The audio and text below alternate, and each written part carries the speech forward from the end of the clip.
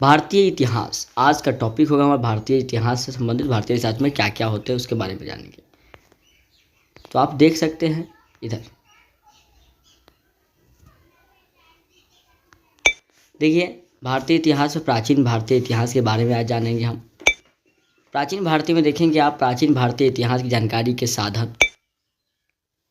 उसका देखिए प्राचीन भारतीय इतिहास की जानकारी के साधन। प्राचीन भारतीय इतिहास की जानकारी के साधन क्या क्या है। प्राचीन भारत के इतिहास की जानकारी के साधनों को दो भागों में बांटा जा सकता है, साधन और पुरातात्विक साधन, जो देशी और विदेशी दोनों हैं।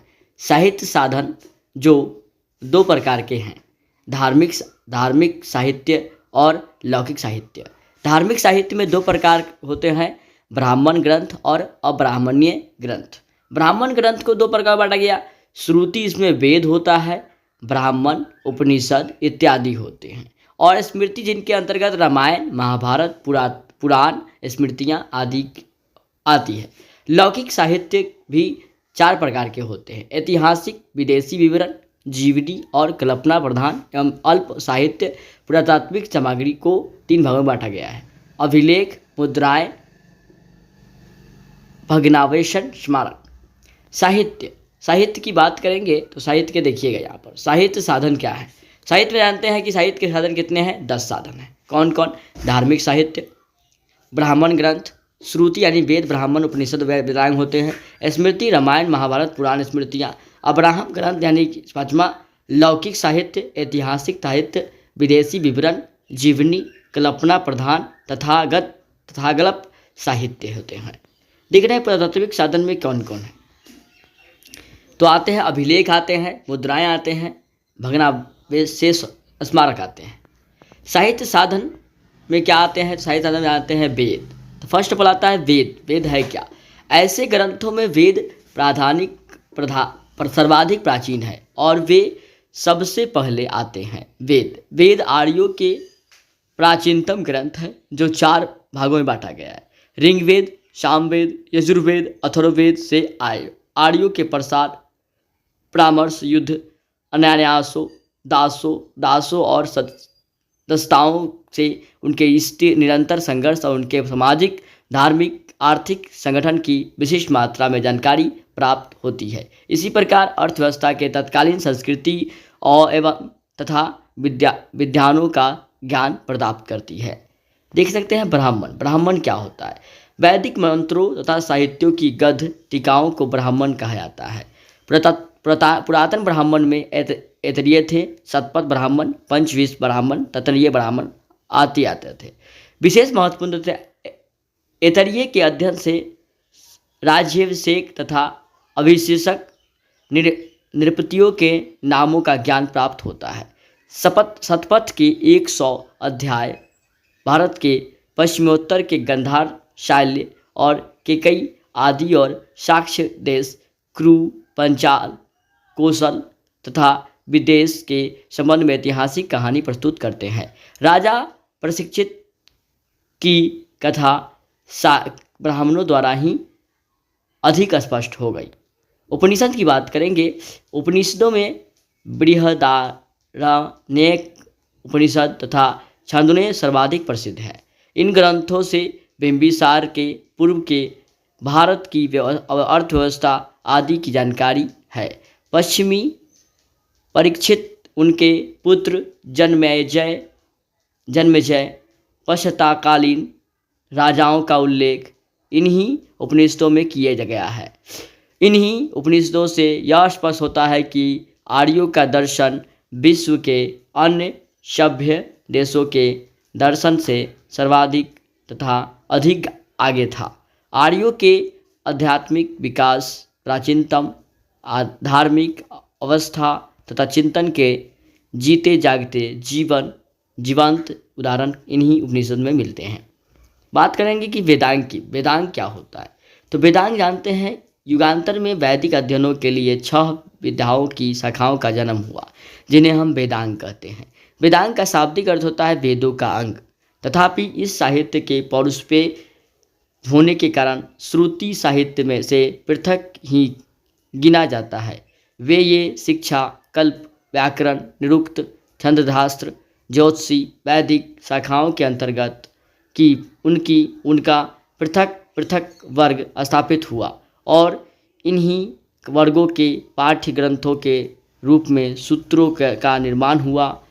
कल्प सूत्रों को 4 भागों में विभाजित किया गया और स्रोत सूत्र जिनका संबंध महायज्ञों से था, गृह सूत्र जो गृह संस्कारों द्वारा पर प्रकाश डालते थे, धर्म सूत्र जिनका संबंध धर्म तथा धार्मिक नियमों से था, शुल्ब सूत्र जो यज्ञ, हवन, कुंड वेदी, नाम आदि से संबंधित थे। वेदांग से जहाँ एक ओर प्राचीन भारत की धार्मिक अवस्थाओं का ज्ञान प्राप्त होता है, वहाँ दूसरी ओर उनकी सामाजिक अवस्था का भी ज्ञान प्राप्त होता है। स्मृतियाँ की बात करेंगे। स्मृतियाँ क्या है? देखिएगा, स्मृतियों को धर्मशास्त्र भी कहा जाता है। श्रुति वेद विशेषज्ञों धर्मशास्त्र तु विस्मृते, स्मृतियों का उदय सूत्रों को बाद हुआ। मनुष्य के पूरे जीवन के संबंध में अनेक क्रियाकलापों के बारे में असंख्य विधि नियमों की जानकारी इन स्मृतियों से मिलती है। सप्ताह मनु स्मृति लगभग 200 ईस्वी पूर्व से 100 ईस्वी पूर्व मध्य एवं याज्ञवल्क्य स्मृति सबसे प्राचीन है। उस समय के अन्य महत्वपूर्ण स्मृतियाँ थे नारद, पराशर, बृहस्पति, कात्यायन, गौतम, सवर्त, हरित, अंगिरा आदि, जिनका समय संभवतः 100 ईस्वी से लेकर के 600 ईस्वी तक था। मनुस्मृति से उस समय के भारत के बारे में राजनीतिक, सामाजिक एवं धार्मिक जानकारी मिलती है। नारद स्मृति से गुप्त वंश के संदर्भ में जानकारी मिलती है। मेधातिथि, मारुचि, कुल्लुकु, भट्ट, गोविंदराज आदि टीकाकारों ने मनुस्मृति पर जबकि विश्वरूप, अपराकर, विज्ञानेश्वर आदि से ज्ञान याज्ञवल्क्य स्मृति पर भाषाएं लिखे। महाकाव्य की बात करेंगे। महाकाव्य जो जानते हैं रामायण को, रामायण महाकाव्य है। हमारे महाभारत भी है महाकाव्य। रामायण की रचना महर्षि वाल्मीकि द्वारा पहली एवं दूसरी शताब्दी के दौरान संस्कृत भाषा में की गई। वाल्मीकि कृत रामायण में मूलतः 6000 श्लोक थे, जो कालांतर में 12000 हुए और फिर 24000 हो गए। इन्हें चतुष्वर्षीय शास्त्रीय साहित्य भी कहते हैं। वाल्मीकि द्वारा रचित रामायण बालकांड, अयोध्याकांड, अरण्यकांड, कृष्णानंद कांड, सुंदरकांड, युद्धकांड, उत्तराकांड नामक 7 खंडों में बांटा गया। रामायण द्वारा उस समय की राजनीतिक, सामाजिक, धार्मिक स्थिति का ज्ञान होता है। राम कथा पर आधारित ग्रंथों का अनुवाद सर्वप्रथम भारत बाहर चीन में किया गया। भूसृणल रामायण को आदि रामायण कहा जाता है। महाभारत की बात करेंगे। महाभारत महर्षि व्यास द्वारा रचित महाभारत महाकाव्य रामायण से वृहत है। इनकी रचना मूल समय ईसा पूर्व 4वीं शताब्दी माना जाता है। महाभारत में मूलतः 8800 श्लोक हैं। इनका नाम जय संहिता यानी विजय संबंधी ग्रंथ था। बाद में श्लोकों की संख्या 24000 होने के पश्चात यह वैदिक जन भारत के वंशजों की कथा होने के कारण भारत कहलाया गया और कालांतर में गुप्त काल में श्लोकों की संख्या बढ़कर 1 लाख होने पर यह शतास्त्रीय साहित्य या महाभारत कहलाया गया। महाभारत का प्रारंभिक उल्लेख अश्वलाय गृह सूत्र में मिला। वर्तमान में इस महाकाव्य में लगभग 1 लाख श्लोक का संकलन है। महाकाव्य 18 वर्षों आदि तथा वन, विराट, उद्योग, भीष्म, द्रोण, कर्ण, शल्य, सप्तिक, स्त्री, शांति, अनुशासन, अश्वमेघ, आश्रमवासी, मौसम, महाप्रथा एवं स्वर्गारोहण में विभाजित हुआ। महाभारत में हरिवंश नामक प्रतिष्ठित इस महाकाव्य से तत्कालीन राजनीतिक, सामाजिक और आर्थिक स्थिति का ज्ञान होता है। पुराण की बात करेंगे। प्राचीन असंख्यों के युग को पुराण कहते हैं। संभवतः 5वीं से 4वीं शताब्दी पूर्व तक पुराण अस्तित्व में आ चुके थे। ब्रह्म वैदिक पुराण में पुराण के 5 लक्षण मिलते हैं।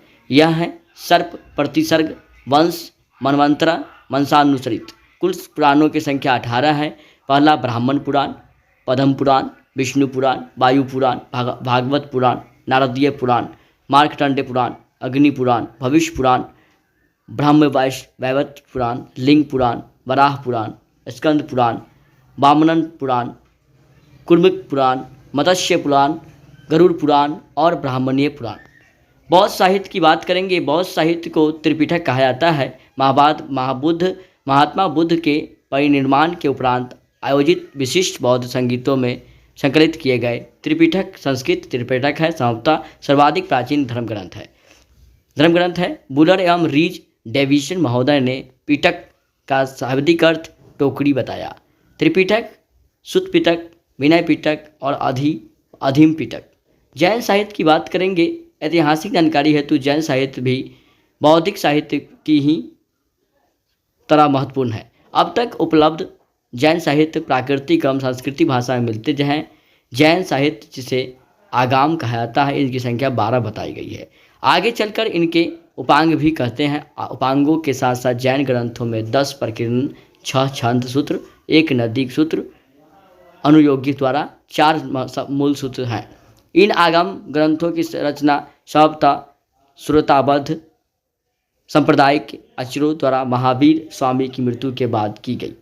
विदेशों के विवरण 3 प्रकार से मिलता है: यूनानी रोमन लेखन, चीनी लेखन, अरबी लेखन। पुरातत्व की बात करेंगे। पुरातत्व साक्ष्य के अंतर्गत मुख्यतः अभिलेख, सिक्के, स्मारक, भवन, मूर्तियाँ, चित्रकला आदि आते हैं। इतिहास निर्माण में साहित्यिक पुरातत्व सामग्री अभिलेखों का महत्वपूर्ण स्थान है। ये अभिलेख अधिकांशतः स्तंभों में, शिलाओं में, ताम्रपत्रों में, मुद्राओं में, पात्रों में, मूर्तियों, गुहाओं आदि में खुदे हुए मिले हैं। यद्यपि प्राचीन अभिलेख मध्य अभिलेख के बोगजक में नामक स्थान से करीब 1400 ईस्वी पूर्व में पाए गए थे, जिनके अनेक वैदिक देवता इंद्र हुए, मित्र हुए, वरुण हुए, नैसत्य हुए आदि का उल्लेख किया गया। चित्रकला की बात करेंगे। चित्रकला में हमें उस समय के जीवन के विषय में जानकारी मिलती है। अजंता के चित्रों में मानवीय भावनाओं की सुंदर अभिव्यक्ति मिलती है। चित्रों में माता और शिशु और मननशील राजकुमारी जैसी चित्रों से मुगुप्त काल की कलात्मक पराकाष्ठ का पूर्ण प्रमाण मिलता है। आपने देखा इस वीडियो में कि प्राचीन भारतीय इतिहास की जानकारी के साधन क्या क्या थे और कैसे कैसे थे।